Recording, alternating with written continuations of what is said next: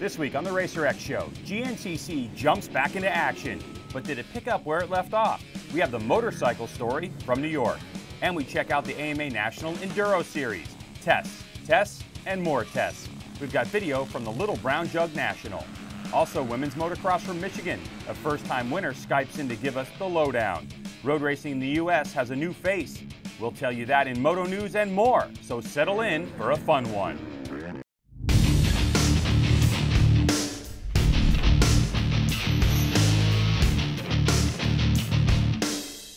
Hello and welcome to the Racer X Show presented by Chaparral Motorsports. I'm Greg White. Thanks for joining our racing highlight and news show. A few stars of GNCC joined the Enduro scene a couple of weeks ago, and an interesting turn of events for U.S. road racing. We have a lot to get to, so here we go. The Racer X Show with Greg White is being presented by Chaparral Motorsports. Visit Chaparral Motorsports online at chatmoto.com. We're going to start you off with GNCC, but before we do, a quick note about the health of amateur off-road racing. 2,080 unique entries for last weekend's GNCC, both motorcycles and ATV. It just might be the largest amateur race event ever held in the U.S. Very cool. As for round 10 of the 2014 AMSOIL Grand National Cross Country Series presented by Maxxis, the motorcycles raced on Sunday, where factory FMF KTM's Caleb Russell led every lap of the 3-hour race. How'd he do it? Well, to the highlights we go. As the green flag dropped for the XC1 Pro bike start, it was NFAB Am Pro Yamaha's Paul Whibley who snagged the $250 All Balls Racing XC1 Whole Shot Award. But by the time they hit the motocross track section for the first time, it was Caleb Russell out front. Whibley maintained second early on, while factory Husqvarna's Andrew DeLong, Rockstar Energy Racing WMR KTM's Ryan Sipes, and NFAB Am Pro Yamaha's Jordan Ashburn all settled into the top 5 on the opening lap. RideNPS.com AMSOIL Honda's Thad Duvall went down in the opening lap, where he checked in as far back as 10th place. With 360 racers scattered all over the 9-mile course, the frontrunners would run into lap traffic by lap 2. That would shake things up a bit. But not for Russell. He was out front with a commanding and comfortable lead. Meanwhile, Duvall put on a charge towards the front, where he worked his way into second place position just after the halfway mark. And that's when a 4-rider battle ensued between Duvall, Bach, Strang, and DeLong for the final 2 spots on the podium. But whatever for Caleb Russell, who successfully led every lap of Sunday's 3-hour race for the win. The podium sorted itself out with Duvall and Strang, with early leader Whibley in 6th. But the day belongs to Caleb Russell. You know, I had fun and enjoyed it. I finally got into a little groove and just started picking my way through the track and jumping through stuff, and just kind of rode consistent. And there in the last lap, I just brought on home for the win. It was a tough track. I was getting pretty tired of getting beaten up out there, but you know, I'm happy to get another win. For Russell, a 4-race win streak. He's led each and every lap, totaling 26 through the last 4 rounds. That's how you get a 50-point lead. Oh, did you notice Russell's hair is shorter? He said he was tired of it in his face all the time, so he cut it, with his wife donating it to the Pantene Beautiful Lengths Fund. Very cool. In the XC2 Pro Lights class, points leader Grant Baylor once again made waves in the overall running, as the young gun came within 3 seconds of finishing atop the overall podium on Sunday. Baylor's victory marked his 3rd consecutive win this season, and he's so close to the overall podium. Let's hear what he had to say post-race. My dad was telling me I was about top 3 overall most of the day, and was really shooting for overall podium, but just missed it by about 20 seconds, he said, and it's good. Baylor now enjoys a 29-point lead over Rains Riding University Atlas Cycles' Ricky Russell in the championship standings. In the women's class, factory FMF KTM's Casey Martinez stood atop the podium once again, and our Jen Kenyon caught up with her after the race. Casey Martinez, congratulations once again on another WXC win here. Sounds like you and Sarah Baldwin had some good battles going on out there. Yeah, it was a fun course, and there's a lot of people on the course, which is good, but it makes it hard for passing and stuff. Sarah Baldwin was riding great. We had a good battle. We were going back and forth a couple times. On last lap, we both got stuck on a hill, and I was just able to get going faster and bring it home to the finish. Next week, we'll have GNCC ATV highlights from Unadilla. You don't want to miss that. Now for some moto news. Down in Mexico, they're getting ready for the final round of the FIM World Championships. And while we already know that Tony Caroli is this year's MXGP champ, the MX2 or 250cc class title is still up in the air. That's because back in July, runaway points leader Jeffrey Herlings broke his femur while riding a mini cycle in a charity race. Now, up to that point, the Dutchman Herlings was a crazy 145 points ahead of everyone, having won 22 of 24 motos he entered. But there were still 4 GP races left to run. Fast forward now to last Sunday's Brazilian GP, the penultimate round of the championship. Herlings' Red Bull KTM teammate Jordi Tixier put up 2 top 5 rides to narrow Herlings' lead down to just 23 points heading into the Grand Prix final in Mexico. Tixier has been mostly overlooked all season. He won the Czech Grand Prix and he could become the MX2 world champion, yet he was left off the French team for the Motocross of Nations and his KTM contract wasn't extended. Now, if he scores 24 points this weekend, that means a pair of 9th place finishes in what could be a very small starting gate, maybe 20 riders. Jordi Tixier will be the 2014 MX2 world champion. Now, everyone is watching Jeffrey Herlings' social media updates to see if he decides to hobble onto an airplane headed to Mexico intending to race this weekend, steel rod in his femur and all, and try to race and save his season. With a less than half full gate of GP regulars plus some locals peppered in, Herlings could probably putt around and score valuable points. Now, the last place finisher in the 18-rider field in the second MXGP Moto in Brazil earned 3 championship points, even though he only made 3 laps. As painful and risky as that sounds, at least that makes it a little harder on Tixier. Add it all up, and it's going to be an interesting weekend in Mexico, starting with whether or not Herlings shows up all busted up and goes to the line, and ending with whether or not his soon-to-be former KTM teammate can score enough points to snatch Jeffrey's world title away from him. We want to remind you that you can check out Loretta Lynn's amateur national races on NBCSN, Sunday 5:30 p.m. East, 2:30 p.m. West. That's a great bit of news. All right, on the road race side of things, a quick congratulations to New York's PJ Jacobsen, who finished second in the FIM World Supersport race over the weekend in Jerez, Spain. His second in 8 races. Not bad for a rookie.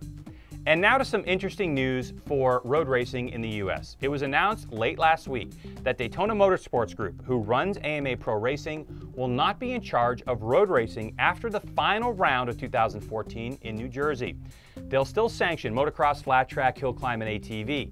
Now, late last week, a press release came out from the newly formed Moto America series that reads this, quote, "In coordination with the American Motorcyclists Association, Crave Group LLC announced that it has entered into an agreement to take over promotional and management rights for AMA road racing properties in North America as part of the newly formed Moto America series." Now, the credibility coming from the group's president, 3-time 500 GP world champ Wayne Rainey. Look, it's still way too early in this process to see if this is going to have any impact on road racing in the U.S., but we do expect to have an interview with Mr. Rainey on the show very soon to discuss it. I just hope the news buzz gets around to those fans that were lost back in 2009. Now on to something new, women's motocross, where Kylie Fosnock swept both motos en route to her first overall win. She did it at the Baja Brawl, which was round 5 of the AMA Women's Motocross Championship at Baja Acres Motocross Park in Millington, Michigan. Number 33 Fosnock led every lap of the 8-lap first moto, but the Suzuki rider from Florida had to come from 3rd place on the opening lap before taking the lead on lap 4 and holding it to the finish. She beat out number 351 Amanda Mayhew and number 10 Marissa Markelin. In the second moto, Markelin was second behind early leader Mayhew, but when both riders went down in the bowl turn on lap 4, that allowed Fosnock to take the lead. Markelin was able to rebound to claim second for the moto, with Mayhew in 3rd. Markelin was 3-2 for second overall, with Mayhew going 2-3 for 3rd. The win was Fosnock's first of the season, and it moved the Suzuki rider into contention for the 2014 WMX title, with points leader Mackenzie Tricker absent from this weekend's race due to a scheduling conflict. All right, now please welcome to the Racer X Show for the first time, 17 years old, all the way from Florida. It's Kylie Fosnock. Welcome to the show. It's great to have you on. Congratulations on the win. How you feeling? Thank you. I'm feeling great. Never better. So tell us, how did you get involved in motorcycle racing? Back when I was about 3 or 4, we started on ATVs, racing trails. Not really racing, but just riding around having fun. And then friends had dirt bikes. I always thought they were having more fun than I was on my four-wheeler. So finally got my parents to buy me a two-wheeled machine, and since then we've been racing. Well, that's awesome. And how did you make your way to the Nationals at such an early age, too? Mainly around the local tracks. Brinsley Diaz and her brother, Dean Diaz, they race nationally, and I thought they were having fun doing that, so I kind of begged my parents and talked them into it, and now we're here. So we're a little bit over a week removed from your first national win. Tell us about that weekend and your experience. It was awesome. I finally got off to a pretty good start the first moto. I think I got the whole shot, and had a lot of pressure from Amanda Mayhew and Marissa Markle on both. They were both riding really good, and I managed to hold the pressure and keep it on two wheels the whole race. Is this the first we're going to be seeing from you? Could this be a long streak of wins, or what? I hope it could be, but you never know.